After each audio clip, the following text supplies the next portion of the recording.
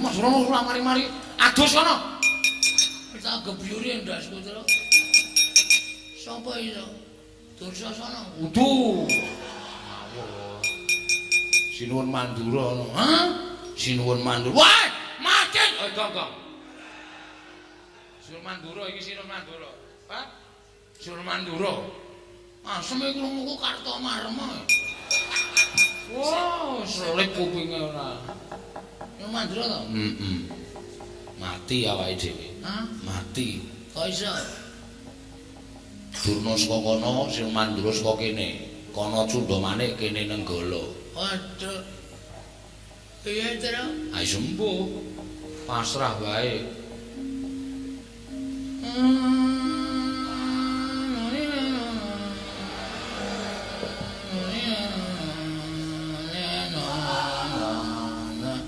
Ngopo Gong kowe iki? Nganggo keyboard.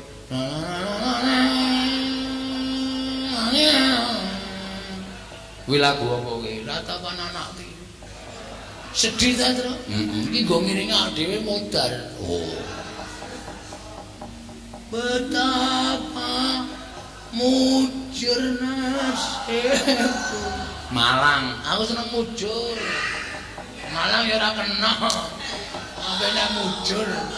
Lambemu lambe Tru, nun. Saka ndi kowe? Saka Ngastina.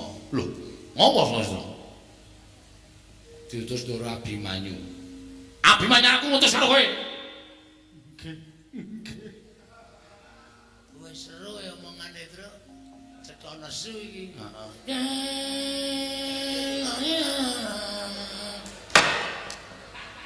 Tu pandasmu kowe.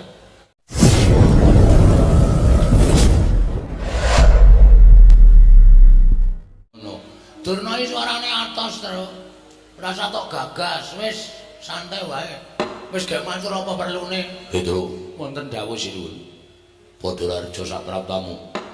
Tansah pinangkaning kawidadan ring sambikala bekti kula kunjuk sinuwun. Ndak tampa pangestu tampanana. Kula pun dinggo jimat paripin dayana ing kasantosan. Petra padha slamet sapraptamu. Regana pati senggone wilujeng bekti kula kunjuk. Iya Petra. Tak tampa pangestu tampanana. Para kawan Bagong Padharjo sapraptamu. Berkahipun sinuwun Prabu Duryudana wilujeng sowan kula. Bekti kula kunjuk sinuwun. Iya, Bagong tak tampa pangestu tampanana. Kula pun dinggo jimat paripin dayana ing kasantosan. Bagong padha slamet sapraptamu. Pangestripun Rekyana Patih senggone wilujeng bekti kula kunjuk Rekyana Patih. Iya Bagong tak tampa pangestu tampanana. Kula pun dinggo jimat paripin dayana ing kasantosan.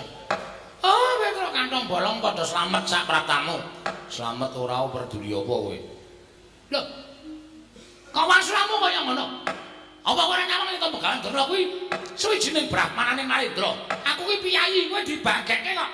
Ucapmu sampe nae dhewe. Napa pun pantes nek wong kaya kula niku sowan ratu kok menganane ming ngemis. Kula tak takon karo sampeyan. Apa Petruk iku ndang nang sowan piyayi luhur, apa kondang Petruk ki nek sowan wong duwe ming arep jejaluk. Apa kondange kaya ngono? Mestine kaya ngono kuwi. Wong ora duwe ki nek sowan karo wong duwe mesti ming arep jejaluk. Ning Petruk ora kaya ngono kuwi. Alah, ora usah dadak silak karo atimu. Nek pancen jaluk-jaluk kok. Nuwun sewu, Mbah. Sampeyan iku senengane ngendhak karo gunaning jalma, senengane sampeyan iku ngidak karo sak pepadane. Kula ora seneng nek carane kaya ngono kuwi. Mula nek sampeyan mbageke kula, nuwun sewu nek kula ora wangsulan mergo sowan kula Petruk niku apik-apik kok mriki ming mangsuwarani elek. Dadi atine Petruk mangkel karo sampeyan. Lho, nek mangkel arep ngapa kowe? Kowe nek mangkel arep ngapa? Ya ana pendhita aplotroke kathoke tenan lho. Truk, sing sabar. Aku ora omong to. Biasane sing ora sabar iki aku ning aku saiki sabar. Oh, kok iso sabar? Mangan ayam goreng. Oh ayo. Aku saiki wis iso sabar. Ditampa pangestripun Mandurna wilujeng bekti kula kunjuk. Tak apa, pangestu tampanana. Nggih. Rada mangkel sajae. Bagong Padharjo. Pangestunipun Begawan Durna Sang Maha Pandhita wilujeng bekti kula kunjuk penemban. Oh iya tak tampa. Pangestu tampanana. Lah kaya ngene iki lho. Wong ora tau sugetan aten, ora tau neson. Selagine kowe iki luwih tuwa tinimbang Bagong kok kowe iki gampang murup atimu. Bagong iki malah saiki sabar. Bagong iki malah saiki atine ketok nek gedhe. Ditimbali kaya ngono ya wangsulane apik. Terus, ora nesu, ora. Wis tak sabarke kok, Gong. Pengaturipun Pembandurna wilujeng bekti kula kunjuk Penemban. Ah iya tak tampa. Pengaturku tampan ana ya, Bagong. Nggih. Mergi nganti kula wani karo sampeyan. Sampeyan niku arepa pendhita balane kewan-kewan. Hus. Kok balane kewan-kewan? Nyatane sampeyan ngepek kewan, ora ngepek menungso. Loh, iki ketoke alus ning saya atos iki. Oh, ketoke kepenak suarane ning saya ora kepenak. Bagong aja mlebu perkara kaya ngono. Sing apik ya Bagong, sing sabar, sing ikhlas. Nggih. Ponokan Petro, wonten dawuh sinuwun. Sawise satata, nggih. Ana wigati apa mulukake matur marang panjenengan ingsun. Sepisan ngaturaken sembah pangabekti, ndungkap angka kalih. Sowan kula menika dipun utus pepunden kula inggih menika Ndara Abimanyu. Abimanyu anakku, nggih. Ya kene Abimanyu utusan nglawan sira Ponokan Petro. Mugi andadosna ing kawuningan Ndara Abimanyu menika pendak dinten muwun. Krana kacariyos sampun wonten 3 jandra ingkang kelengganipun dinten sak mangke menika pepunden kula Pandhawa 5 cacahe menika nilar negari Ngamarta mboten dipun mangertosi wonten pundi papan lenggahipun. Lah niki andadosaken sungkawaning kalih para putra klebet Ndara Abimanyu.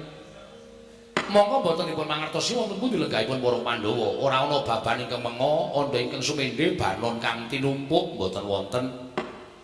Malah sampun boten kirang-kirang Ndara Abimanyu menika nyuwun priksa yanging sabtawarga ngrawuhaken para brahmana winasih sewa sugata miyang para nimpuna supados nambah utawa madosi wonten pundi lenggahipun para Pandhawa nanging gagar-wigar tenantuk karya. Tumuli nalika semanten petang-petangan kali kula diitung-itung sapa pendhita sing urung disuwuni prisa. Lah kok mak geragap Ndara Abimanyu paring dawuh Petro kowe sowan ning Sukalima. Gandeng Kanjeng Rama Kanjeng Wanjadipati kuwi duwe guru sing banget dibekteni. Mula nyuwun prisa karo Eyang Pembandurna Pandhawa nilar praja kuwi lenggahe ning ngendi. Nek panrisa nuduhake matur nuwun, nek ora wis mangsa Barama Petruk klepat kula nilar Tanjung Anom nganti kalih Bagong sowan teng negara Ngastina. Dados wigatosipun kula menika mboten gadhahi wigatos kaliyan Sinuhun Prabu Duryudana. Nanging nuwun sewu, kula sowan mriki menika betah Begawan Durna. Mergi kala wau kula jujuk wonten ing Sukalima menika suwung. Mboten wonten tiyang babar blas, lawange gembokan. Tumunten wonten cantrik sing matur kali kula nek Begawan Durna sowan teng Ngastina. Wes kula jujuk sowan mriki. Mula nuwun pangapunten nggih sinuwun. Sowan kula wonten sanipun Prabu Duryudana menika mboten betahaken panjenengan. Ning kula badhe nyuwun ngampil Begawan Durna mboten ketang namung sekedhap kemawon. Badhe kula suwuni prisa wonten pundi lenggahipun para Pandhawa dinten sak mangke menika. Nek Begawan Durna saged ngaturaken kula akoni nek pendhita pancen kondang monyor-monyor pendhita kalugengrat wasis-wasis tengesi. Ning nek Begawan Durna ora iso ngaturaken wonten pundi lenggahipun para Pandhawa pun sarembug kalih Bagong wiwit dinten menika Durna kudu minggat saka Ngastina. Pun ngoten mawon matur kula menawi wonten lepatipun nyuwun pangapunten, sewu lepat nyuwun pangaksama. Oh Durna, wonten dawuh nggih. Petruk matur kados mekaten. Bawa Durna sampun tanggap kula semanggaken, kula caosipun Bawasesa. Petruk, pripun, Mbah? Kowe butuh karo aku to, para kawan? Nggih. Bakal takon apa? Mbok penak jagongan iku adu arep. Ora kok ungkur-ungkuran ndak ora kepenak li dirasake. Oh iya, aku tak maju. Nuwun sewu kemarin kula majeng nggih. Kula semanggaken Bawa Durna. Petruk, pripun, Mbah? Kowe butuh takon karo aku? Nggih. Takon apa? Kacariyos Pandhawa menika sampun 3 candra nilar negari Ngamarta.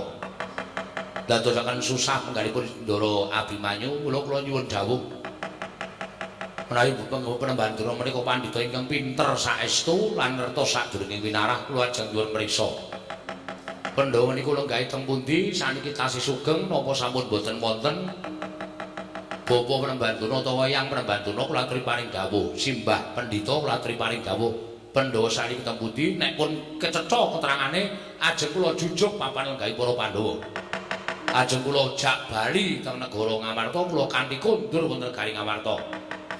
Gandhah plekundung swalu gembol Sumarante hawala. Petro, pripun? Wis pirang-pirang dina iki tak arep-arep kok ora ana wong takon tentang Pandhawa. Lah kok dadi kowe tekono ing kene? Kowe takon Pandhawa lungane menyang endi? Kepasang Yogya katuju ing Nginuk. Aku nek kowe takon karo Begawan Durna, kuwi wis pas, kuwi wis mathok, kuwi wis dadi niatku bakal nuduhake menyang endi dununge para Pandhawa. Alhamdulillah, Gong. Begawan Durna ngerti. Pandhawa lenggahe endi? Wis gak ditakoni ae gak dijuk. Pandhawa gajah kondur terus. Nek kira-kira Begawan Durna ngapusi, ora sampe melu pacule sirahe kok. Konjruk tegel pacule semen. Lah piye nek Pendhita apus-apus arep ngopo? Urip ya mung ngapusi kono kene. Allah modare malah wis ora kokean omongan. Sabar ya Bagong, sabar. Pacule urung ana. Ha mengko aku nggawa. Aku dadi sak kepenamu kowe. Teng pundi? Petro. Nun. Kok aku tak takon karo kowe. Dasarmu apa nek aku ora ngerti kok kowe arep nundung karo Begawan Durna? Durna kon minggat saka negara Ngastina kuwi dasarmu apa? Kowe iki mung gedibal. Kowe iki mung ponokawan kok nglungake Brahmana kaya aku. Dhuwur derajatku nek negara Ngastina, dhuwur derajate sampeyan nang negara Ngastina nek sampeyan ora duwe hak kewajiban tumrap negara Ngastina. Lho, kok iso kaya kandha kaya mengkono? Lah nggih. Dasarmu apa? Dasar kula melu duweni negara Ngastina. Sina Prabu Duryudana menika mung ratu wakil. Niku ora duwe hak tumrap negara Ngastina. Sing duwe hak tumrap negara Ngastina menika para Pandhawa. Monggo Pandhawa niku momongan kula tur upama ditelusur babakan sejarah. Petruk niku ngewangi udak-udak. Petruk niku ngewangi gotong semen mikul wedi jaman bangun negara Ngastina. Mula nek kula niku nundung sapa wae teng saking negara Ngastina sing ora duwe hak tumrap kewajiban negara Ngastina kula sah entuk. Ngoten. Kaya sampeyan niku nek Ngastina dilenggahi pendhita sing ora ana nyatane sing putih ming serban karo ketune ning atine kuning jerone ndok bosok kula ora trima. Lho wong sampeyan minggat sing mriki. Ha to, Gong? Cocok. Ora minggat yo gajuli ya, Tru. Sabar, Gong. Aku sabar kok, Tru. Ya. Rasa gampang nesu ora. Maton to dasar kula. Dadi arep sapriki niku sing dadi lenggah dampar Prabu Duryudana ning Petruk duwe wenang tumrap negara Ngastina. Kula sing bangun Datulaya, kula sing ngewangi udak-udak, kula sing wangi gotong bata, kula sing ngewangi makani para pekerja-pekerjane kula niku ya duwe andil tumrap negara Ngastina. Dadi aja dimengke. Sing duweni Ngastina niku mung para-para pengarep-pengarep boten. Pengarep niku duwe pikiran ning sik temandang ora ana apa arep dicor nganggo pikiran. Pikir, Mbak. Badan semanten ugi sing mikir ora ana nek ana sing tukang nyambut gawe ya ora mlaku. Mula loro-loro niki dadi siji. Aja diya diniya nek ora ana aku, ora bakal dadi kaya ngene. Sakniki tembung kaya ngono disingkirke. Niku tembung sing migunakake awake dhewe, tembung sing gumendhung mergo awake dhewe. Aja ana aku. Niku pun mboten jalan, sakmenika pun mboten jalan. Sakniki manungsa niku kedunungan pikiran, kedunungan ati, kedunungan rasa. Nek gelem gumregah ngumrembihake tangan jangkake suku pikire gelem diolah niku napa-napa bakal kelakon mung kari gelem apa ora tembunge keset apa ora nek keset ya dadi wong rekoso nek ora mesti entuk dalan rezeki niku tumrap kula ngoten Diar Petro iso dadi moden ya Tru nek mejang gleling ya Petro iki tur kenyataan kuwi ora mung omongan tok. Dadi nek sampeyan ora iso ngandhake ndoro-ndoro kula Pandhawa, oh tenan. Kula ora mung ngomong goro. Kula ken lunga sing mriki. Kula ken ngangkati sandangan sampeyan lemari-lemari kula ken ngangkati tumpake gerobak terus minggat nduh teng pundi sampeyan papan pernae. Nek aku lunga mesti digoleki para Pandhawa. Kula sing matur. Nek Durna wis lunga, kowe mesti didukani karo para Pandhawa. Nuwun sewu, Pandhawa ki arep juragan kula, kali kula wedi. Kali kula ngitung. Mergo apa? Pandhawa ki niteni karo kabecikane wong liya. Ngoten. Pandhawa ki niteni karo dharma bektine batur-batur kaya kula niki. Pandhawa niku ora tau lali karo dharma bektine kaya kula. Mula arep kula niku ora sowan mbok suwene 7 taun. Nek kula tiba-tiba sowan ta negara Ngamarta, dirangkul karo para Pandhawa. Petruk tanpa kowe aku ora iso kaya ngene. Petruk tanpa kowe Pandhawa ora kaya ngene kahanane. Niku lho, apik-apike bebudene para Pandhawa. Monggo wong kaya ngoten niku angel, golek-golekane angel. Ngoten. Dadi kula suwun sampeyan niku nek umpama dadi piyayi ya ngelinga karo labuhane para kawula-kawula, ngelinga karo labuhane karo wong-wong cilik. Nggih, aja sak kepenake dhewe. Ngoten. Petro, nun. Barang kowe kandha kaya mengkono aku pengen jujur karo kowe. Jujur napa? Blaku tang terus terang aku ora ngerti Pandhawa nek ndi. Lah kok wae muni ngerti. Aku mau kepengin nutup-nutupi. Neng barang kowe ngandhake kaya ngono kok terus luwe becik aku jujur karo kowe ning nuwun sewu nek kowe ngelungake aku ora gelem. Lah nek ngoten kula peksa. Lah nek kowe maksa karo aku, tegese kowe kejak sulaya karo Begawan Durna. Kula sulaya karo sapa-sapa ora diwaten kula menika bener. Ngoten. Nek pancen sampeyan kejak sulaya karo Petruk, sampeyan ora gelem lunga saka negara Ngastina, mergo iso ngandikake Pandhawa lungane ning ndi? Lah nuwun sewu, teng pundi pampane wong neter katidayan. Lho. Panenan karo Begawan Durna sing kula wedeni apa mau metu jaba, Petruk, kowe metu jaba dhisik sampurnane masyarakat. Aku meneh keterangan karo kowe. Janji goro ditenono. Oh, ana pendhita tak ilang-ilang.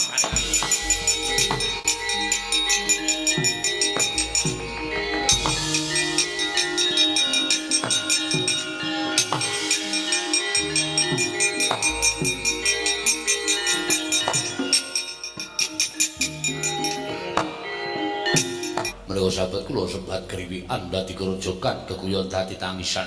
Upami mekaten malah menika tumrap kula Kamasan Yogyakarta Jengino.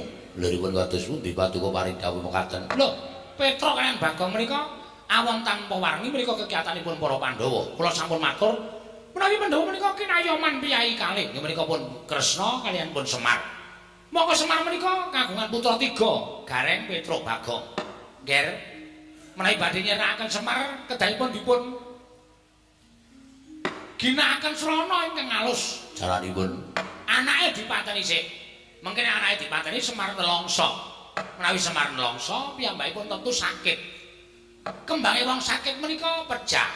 Semar pecah kantun mejahi Natandrawati, Natandra mati kantun mejahi para Pandhawa. Lho, napa mboten jenius? Sampeyan iki ngomonge kaya sak kepenake dhewe lho. Menika ngaten ya Adipati? Nggih, Paman Arya. Wonten dawuh. Ketapne para sata Kurawa. Petruk dibondo tangane kerincung sikile. Gedene pateni nek negara Ngastina. Lah rak malah goleke gaweyan to Kakang Dena. Sago napa mboten? Sago. Nek sago diketapke, kuwi nggih ngestaken dawuh. Dinten semenika pasewakan kula bibaraken Surtayu wonten ing pararing dawuh sinuwun. Budal kang padha simbungsun kundur kedaton. Kula nun parmata wasilan sing ati-ati aja kaya bocah cilik Dimas Surtayu. Kaya wis ora ana dawuh maneh. Man Sengguni pripun kabare enten pawartos napa ngawis sangganing para sata Kurawa. Manwerti. Paman Sengkunar metu nglatar numpak dukar kula Dursasana nungsung kabar lho. Akinto Pandhawa ninggal Praja Ngamarta. Monggo wis sawetara wektu Udakara wis sak 3 candra. Rekake takon kalan Penemban Durna nanging malah dawi gegeran. Mula kang sangka kuwi Dursasana kabeh Kurawa diketapake budal lumarang golek menyang didununge Petruk lan Bagong. Ketemu bondo tangane kerincung sikile leboke pangkon jaran gedhe-gedhene dipateni ya kulub Dursasana. Walah, nggih man. Mboten kinkan drungsul-drungsul awi nderek udu. Napa sing didhawuhke pawon lamun sendika ngestakaken dawuh mangkata dina iki. Lho nggih, ngestakaken dawuh. Petruk. Ndara Surtayu. Ya. Enten apa Gus sing kula entosi Didi Kurawa. Sing kula tenteni sanes Prasanta Kurawa ning Begawan Durna sing kula sumuni prisa teng pundi lenggahing pundhing kula Pandhawa ingkang sampun sawetawis wekdal nilar praja Ngamarta. Petro nun. Blokasuta wae Begawan Durna Bapa Penemban Durna ora prisa menyang ndi lenggahing para Pandhawa. Mulih kowe takon karo Bapa Penemban Durna, aku sing bakal men mangsulan karo kowe.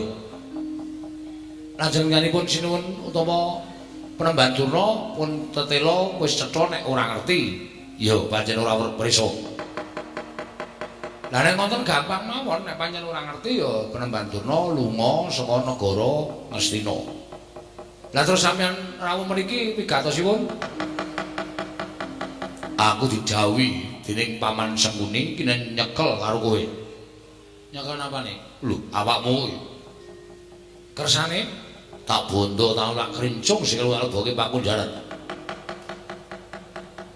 Gedhe-gedhe kok tak pateni Petro.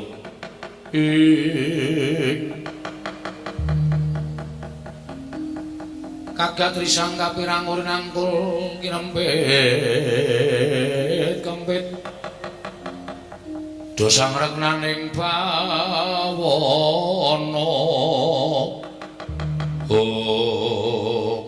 Lazar ora ngerti sangkan marane lah kok malah Petruk tekan negara Ngastina kok kaya arep dikrenah patine. Mula rasa dadak kowe bangga, rasa dadak kowe selak ulunga tanganmu, tak bondo, tak krincung sing bagi Pakunjaran. Mas, nek pancen sampeyan aja mateni karo Petruk monggo. Ning carane sapi mang jagal sik. Nek wis kula ambruk ora duwe daya, mang pateni kula manut. Wani harus Surtayu. Sing tak wedeni awam. Kowe biyen tekan saniki kula mboten wedi karo sampeyan. Pecah dadamu sirna Margolayu. Mang maju mriki jajal-jajalan karo Petruk. Minggir kok. Ya.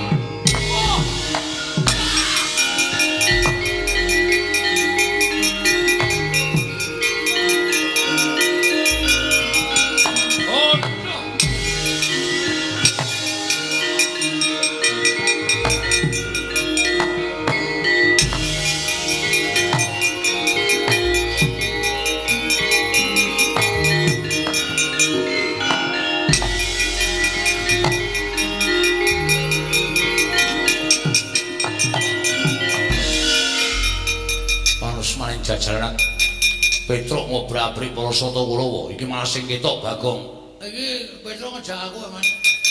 Nah aku ora tumandang karya, nah aku ora nyambut gawe dikira aku ora ngewahi karo Petruk. Lho, wani karo Kartomarma. Aja kok ping Kartomarma. Karto ndlosor aku kan. Wih, iki merganing patimu sirna dening aku. Ayo, panggawa tak ayoni. Kene marganing patimu. Singalena Praping Lalis lakon dadi penjangkamu. Iki merganing. Iki karo wis kapan? Kok meng ngono-ngono wae. Mati dening aku. Go gaceng siramu wae mo karo Kartomarma.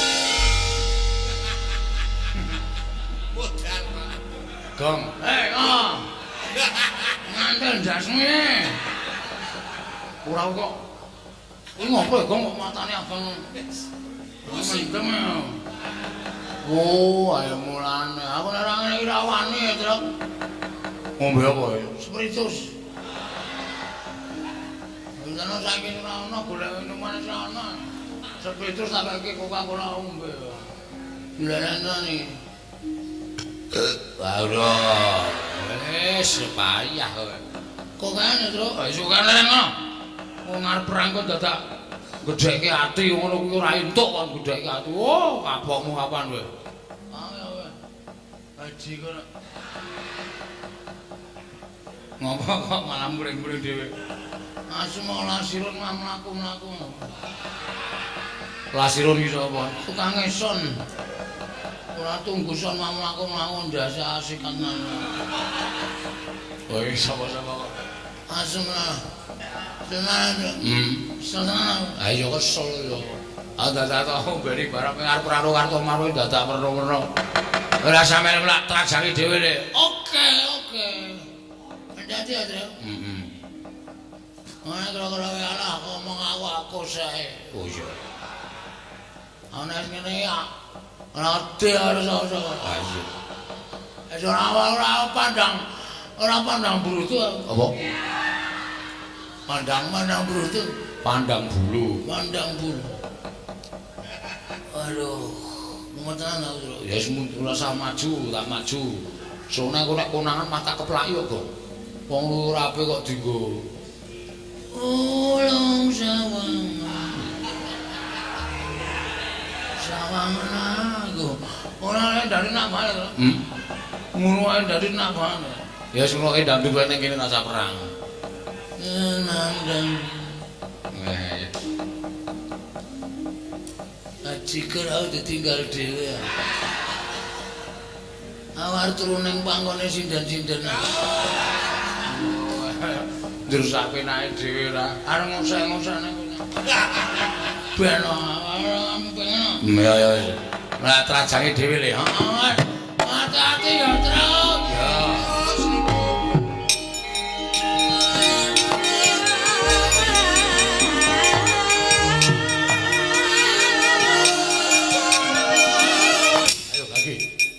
Ayo Walsen, kowe ngece karo. Kowe ngino karo.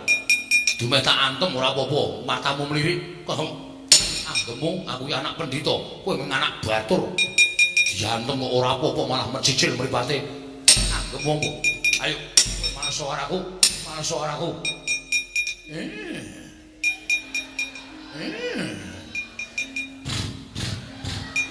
Tuprok. Rasa melu-melu.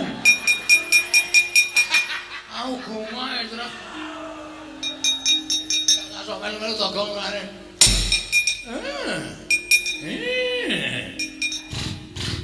Tuprok. Kowe diantuk kok malah hahi-hahi. Kowe malso kowe. Malso. Tuprok. Kowe anggap apa kowe? Ora sembrono ngono. Aku ki anak pendhita, nek kok dadi kowe diantem kok ngahi he. Tuprok das mantos. Kowe iki diantem kok ngahi he. Eso, kowe cecek.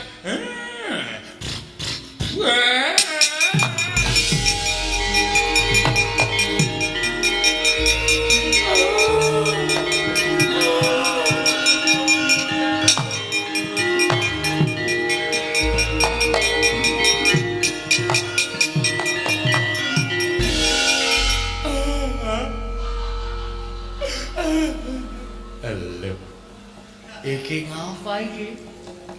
Prajurit maju, ora katon tatu kok mundur nangis.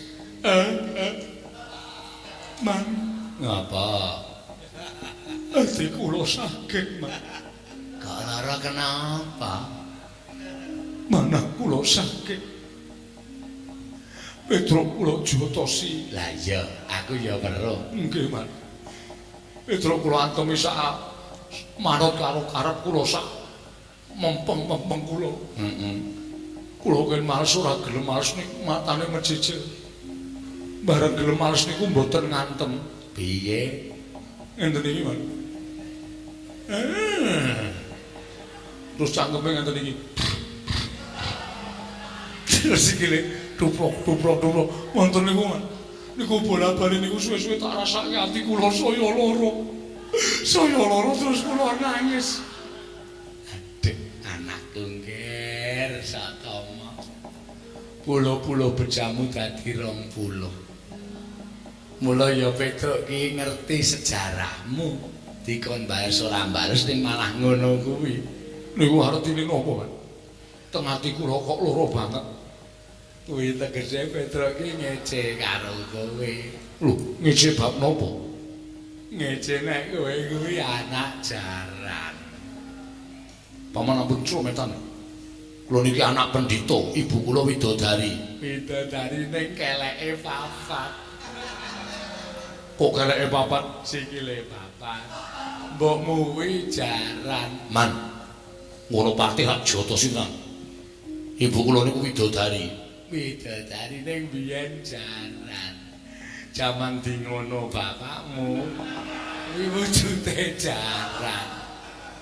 Napa nggih? Beda mengi ya. Mula kowe sikilmu duwe tlacak kaya ngono, rambutmu kaya suri merga kowe patutan karo jaran. Aja kuwatir iki dilongkas ana Bupati Kap. Kowe melu ora? Bupati Kap nopo? Lho balapan jaran. Kowe ra ya iso mlayu ta engko paman lonto tak ajar. Loro atiku. Monggo Kanjeng Rama niku crita kalih kula nek bojone niku garwane niku ibu kula niku widodari. Widodari ning doyan suket ateges jaran. Edian. Biyen ning lakoni pripun nggih Man? Lah ya mbok. Aku ya ora ngerti kaya. Wong bapakmu ki ngledhike jamak-jamak. Napa riyen niku dereng ngenten wong ya ana. Ning bapakmu ki mbok menawa pas bingung. Usah-usah ning lakon. Loro ati. Dene ana ning pertapan kondange pendeta garwane widodari. Jebul ming tukang narik andong. Aya kuwi. Bahas apa iki? Bahas apa? Mboten bahas napa-napa mung genahke kok. Sampeyan niku wong tuwa napa bocah? Sampeyan niku wong tuwa napa bocah? Lah nggih wong tuwa semene bocah ning entek-entekke kempongan. Ngerti sapa niku bocah ora ngerti ora ndunung omang dunung-dunungke. Ngerti sapa niku ora weruh karo kanan senatane kok mang weruh-weruhke. Sampeyan seneng nek kula kewirangan. Ha. Sampeyan bunga nek kula isin. Iya. Oh, endah-endah patih sengkuni. Ngerti kancane wirang malah di wirang-wirangke, malah digejek-gejekke. Petro kantong bolong. Kowe aja ngino anakku. Aja ngecek karo Sotama. Ayo. Begawan Durna tandingan regane atiku. Oh, kowe iso menang karo Begawan Durna. Bumi langit tangkep Petro kantong bolong. Kuprok.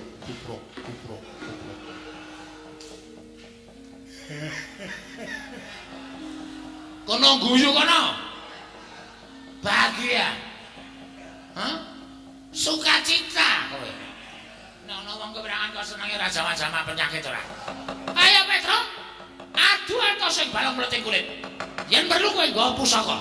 Pusaka apa? Aku ora bakal wedi. Ayo kono-kono masuk kene atiku. Tubrok. Tubrok.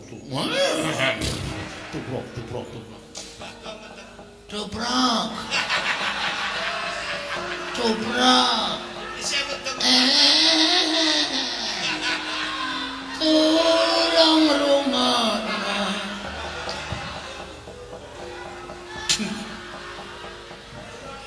Wong mumet sirahe kok yo dadak melu ngecil. Oh, pancen penyakit kabeh. Petro ya penyakit, Bagong ya penyakit, gugu karepe dhewe. Iya. Dobrak. Yuk. Halo. Ditiroke nek jarane jengking. Jengking dasmu iki. Nyakit ora. Oh, senengane kok ngece karo. Ayo Petro. Kowe ngejak apa? Kuat nadahi Kyai Cunda maneh. Oh, nglakon meguru karo kowe. 20 tahun keparan. Tubrok.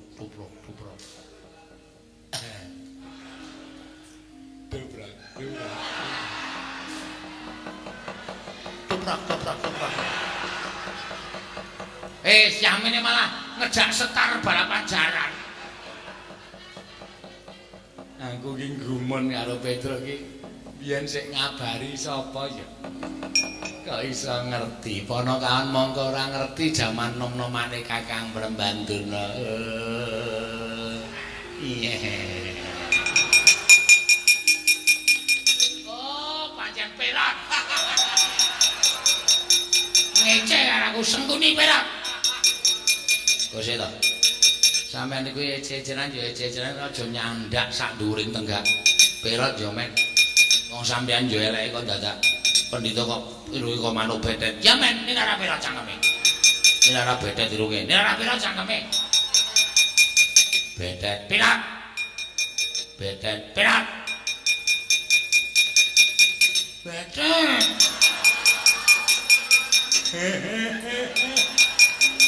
Wah kok tak linggis dase tenan kok. Ora ngerti perkara kamu ni betet-betet demure atas ora. Ya Bagong ngerti nek sampeyan pendhita kaya manuk betet. Ya betet sampeyan pira? Betet pirat, betet pirat. Tetrat. Tetrat. Arat. Urung muni kok wis diwangsuli ora. Aman cepet-cepetan ora. Pirat. Oh, cah adil kae nek mrene ngeje sampeyan nek merono meje kula. Menawa. Nggih, nggih. Diem. Nggih. Anggere sing ngece tendiangi sampean. Mboten, Mbak. Petro. Ayo. Mrene yo. Tandang ana betet. Aduh. Syukur. Ayo kowe ketuntu ora. Ora gelem mundur ning padukan kabetetan. Piye ya iki? Saya tak raup saya debatin. Nggih. Gak ketuntut terus ora. Nek sampean mboten raup, kula percaya malah mangke sampean ming munamuni betet terus. Mergo sampean niku gampang eling-eling kata-kata sing pun mangucapke. Mergi nek mboten sampean mengki mboten dadosaken pirot ing menggan. Iki iso bebayani mergo nek sampean maju ra beto Kyai Pirot. Aku gak iya-iya nek ora raup. Seta lagi kula nggih raup. Kula yo klerak-kleru e. Ame raup kok gentan sampeyan iku ngerti ora nek raup niki banyune betet banget. Lah. Sampeyan madi kok mengki ndak ketularan oleh kula Pirot. Aduh. Gugu karepe dhek panas wae jajaran. Petro ketiban Kyai Cunda maneh ora jeblok metu mojo tukang.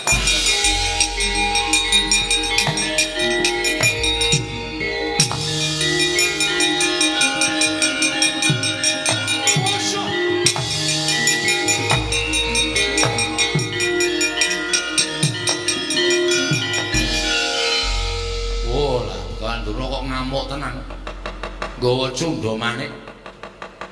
Murung mubiar kaya ngono kae. Gong, le, mlayu le, mulih ayo. Mati tenan kabeh.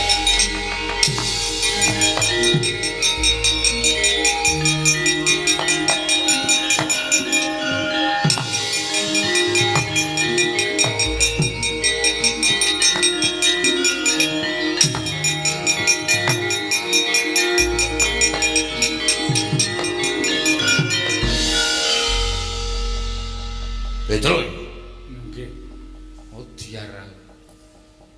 Rono temu Durna, rene ketemu Sinuwun Mandura. Petro kantong kala.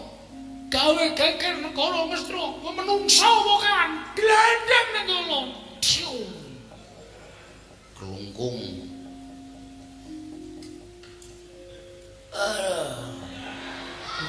Mas Rono ora mari-mari adus kono. Tak gebyure ndas Petro. Sapa iso? Dursasana. Udu. Sinuwun Mandura ngono. Hah? Sinuwun Mandura. Wah, macet. Oh, gong. Sinuwun Mandura iki Sinuwun Mandura. Pak. Sinuwun Mandura. Asem iki krungu Kartomarma. Wah, selip kupinge ora. Sinuwun Mandura to? Mati awake dhewe. Hah? Mati. Kok iso? Durna saka kono, Sinuwun Mandura saka kene. Kono Cunda manik kene Nenggala. Waduh. Iya, Tru. Ayo sembuh. Pasrah wae.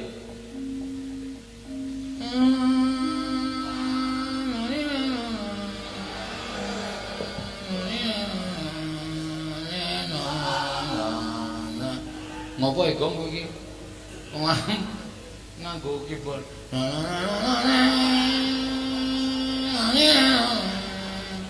Kuwi lagu apa kuwi? Ratapan anak iki. Sedih ta, Tru? Iki nggo ngiringi awake dhewe modal. Oh. Betapa Mujur nasibku. Malang, aku seneng mujur. Malang ya ora kena. Apene mujur. Lambemu lambe tru, nun. Saka ndi kowe? Saka Ngastina. Lho, ngopo Ngastina? Diutus Ndoro Abimanyu. Abimanyu aku ngutus karo kowe. Nggih. Wis seru ya omongane, Tru. Cetha nesu iki.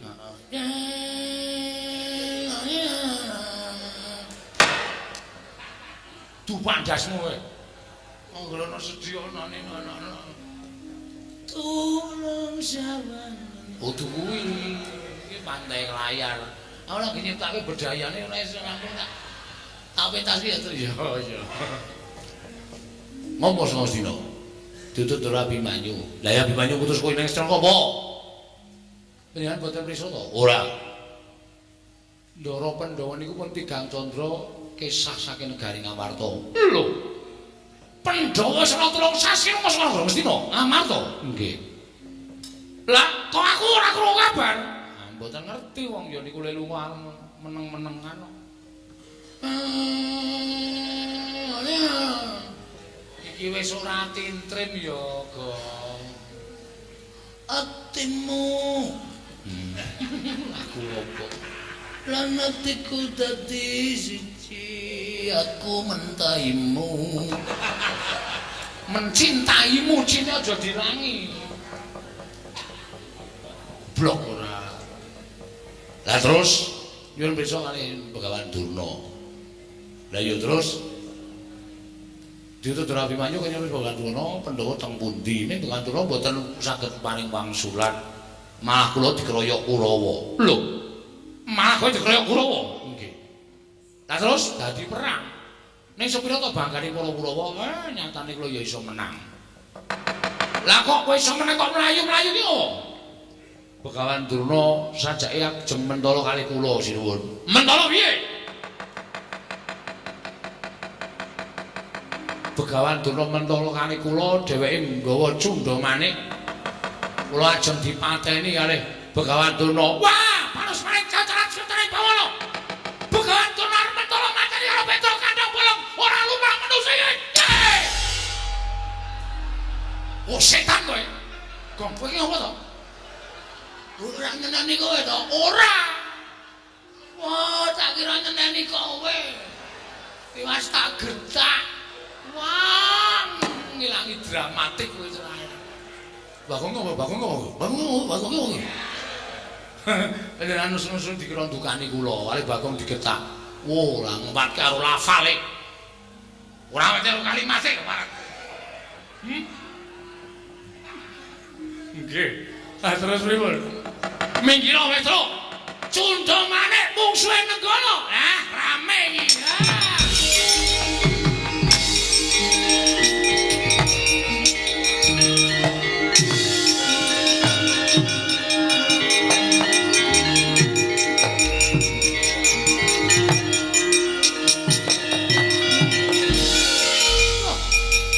Mereka anak Prabu Mandura. Nggih. Mlika Kyai Nenggala wonten menapa? Nggo ngembari wong tuwa sing kurang gawean nggawa pusaka tengah-tengah awan mriki arep ngopo? Arep ngopo sampeyan nggawa pusaka? Anu namung mlampah-mlampah nggih. Mlaku-mlaku pripun? Tange kelakone wong nggawa pusaka kowe mlaku-mlaku karepe piye? Mesti ditamake wong, iya, mesti ditamake wong. Nek ngoten ku ya arep namake Nenggala ki ning jadane menungso. Lho, sinten sampeyan? Lho, lepat kula napa? Sampeyan nggawa pusaka kula nggawa pusaka. Rasaku yen gulung diduwa piye? Boten ya. Boten kula sampun ngakeni kelepatan. Singgahke. Singgahke. Dileboke. Dileboke. Kowe. Diwerangkake maksud kula. Oh nggih. Dilabuh tumrap negari Ngamandura. Petruk menika ya gedhe labuhane tumrap paduka anak Prabu Baladewa. Mila sapa sing arep mateni karo Petruk padha karo wani karo Sinun Mandura. Lah, sampeyan ngerti? Ngerti. Lah kok sampeyan arep mateni karo Petruk? Kula ngajeng mateni lampune Petruk kok. Mboten Petruk ngajeng mateni lampu ngarepan omahe Petruk. Lah aku tak kok cundhomane. Nggih namung kagem giri godho dhateng Petruk kemawon. Anu mbiyen cepet-cepet ya. Iki ngopo iki? Arep tiru-tiru sampean. Nek kata-katane ora cetha. Ayo bali. Bali. Bali mboten bali sampean gawe nesune Baladewa. Kula teng negara Ngastina digawe kagol ati kula. Kula sowan dados saka negara Mandura tekan negara Ngastina digawe kagol ati kula. Teng mriki ajeng gawe kagol. Napa kira-kira bukan turunan wani karo Baladewa? Langsung kan, langsung mawon.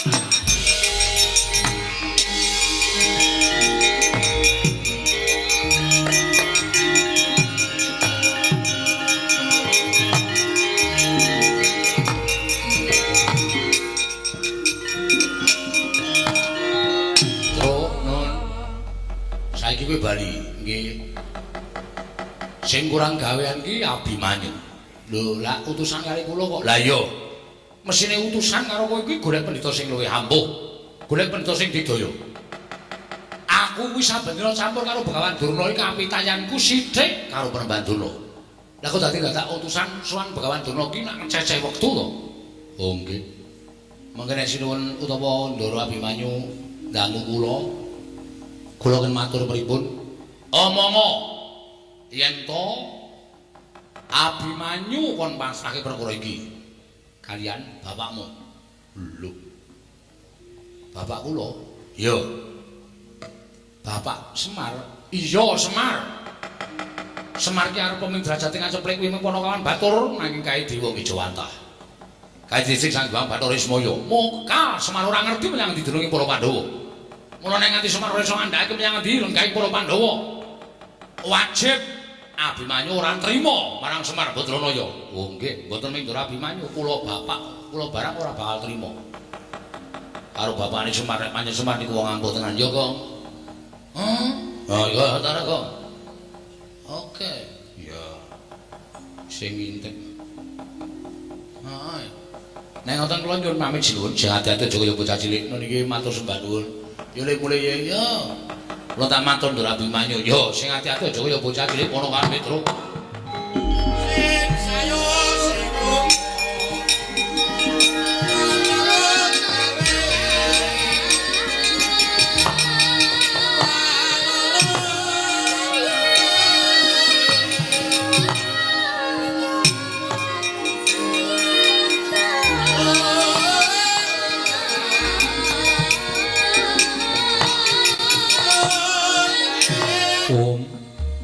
Mastu Nomo Sidam Sekaring Bawana Langgeng Kakang Rodo Kakang Resi Kanika Putra merkencong warudaya pak pong Bu bolong kali cedhe sapa sing gawe punamini ingkang sekawit kayangan ketingal ayem tentrem miwah jinem sangganing para durandara nanging boten kadosa sagedhagaken kula badhe munjatosa Paduka Adi Pramesti Bathara Guru Kakang Rodo kula semanggaaken.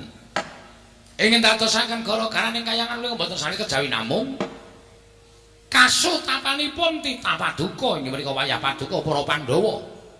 Ingkang sami mapan wonten ing lengkahing Gunung Himawat. Papan pernahipun sami lampahi tapa wonten ing satengahing wana Pringgalaya. Satengahing wana Pringgalaya. Inggih, Di. Menapa ingkang dipun sedya dening para Pandhawa. Dening lampahi tapa wonten telenging wana Pringgalaya Kakang. Lha babagan perkawis menika tentu kemawon Paduka Pramesti Bathara Guru mboten badhe kekilapan. Ingkang mekaten Di. Lajeng wareng Paduka Adi Pramesti Bathara Guru kados pundi? Mbok menawi jumbo kalian kanugrahaning kembadhe katampi. Duwen kanugrahaning kembadhe mandhap wonten ing Janaloka Kakang Rodo. Pundene kanugrahan menika kala wau tasih sinengker dening panguwasaning dewa. Nanging para Pandhawa tuhu satra ingkang tanggap ing sasmita, tuhu satra ingkang lantip panggrahitanipun. Nadyan Jawata dereng matedhakaken sasmita bilih badhe matedhakaken kanugrahan. Iwa semanten para Pandhawa wayah-wayah kula sampun kepareng lampahi tapa wonten telenging wana Pringgalaya. Kakang Rodo kanthi tumanggaping gati para Pandhawa miwah tumanggaping penggalipun manahipun para Pandhawa mekaten. andadosaken katarima gesangipun para Pandhawa. Mila boten nami aneh menawi sakmangke menapa ing sampun tinumbas kanthi sarana tapa brata menika ingkang rayi badhe matedhaken kanugrahan dhateng pun para Pandhawa Kakang. Dalah. Ngaten menika kula nembe mathuk, ngaten menika kula mendhi gathuk. Menawi sampun dipun lampahi dening para Pandhawa menika menatandani bilih para Pandhawa menika titah pitataning jalma unusaning para menungsa Kakang Rada kasinggihan sabab jumbukan pangandika paduka dereng kemawon jawata menika matedhaken kanugrahan ewa semanten Pandhawa sampun alampah tapa wonten ing telenging wana Pringgalaya di ing mekaten tumunten kula namung kantun ndederek kersa paduka Adi Pramesti Bathara Guru semangga anggenipun murba masih dhateng wayah paduka pun para Pandhawa anggenipun lampah wonten ing telenging wana Pringgalaya menika Adi Pramesti Kakang Rada kula badhe anyobi dhateng semedinipun wayah kula pun para Pandhawa kula badhe anodi dhateng mantenging cipta para Pandhawa sarana kula badhe anggiri godha dhateng kasutapanipun para Pandhawa kanthi cara menapa paduka badhe anggiri godha dhateng kasutapanipun paduka Adi Pramesti Bathara Guru Adidik ingkang wenang anggayuh kanugrahan menika tanasanes kejawi namung pambayuning Pandhawa inggih menika pun Puntadewa mboten ketang sakmangke ngraosaken dayaning wahyu kelebet para Pandhawa sekawan cacahipun badhe ngraosaken dayaning wahyu nanging ingkang langkung wigatos ingkang nampi kedah pun pambayuning Pandhawa nggih mila kula badhe anyodi dhateng mantenging cipta pun Puntadewa tuwin kula badhe anyobi dhateng ikhlas sing naos kelawan pun Puntadewa sarana sakmangke kula badhe saring wujud dadi satu berbiran Kakang Sato berberang kados pundi? Kula badhe manjalma kanthi wujuding inggih menika wujuding Garuda utawi Raja Wali. Wondene Kakang Rada kula suwun wujud inggih menika peksi Dara. Sakmangke merpeki ungganing para Pandhawa kanthi lampah rewa-rewa jengandika Kakang Rada badhe kula tedha lan kados pundi sakmangke para Pandhawa ingkang milujengaken dhateng gesangipun peksi Dara menika kala wau nanging kedah kanthi adil lan wicaksana. Dalah nggih cocok mathuk. Nek ngaten tumuli salin wujud iki monggo Kakang kula dherekaken. Monggo niki kula dherekaken.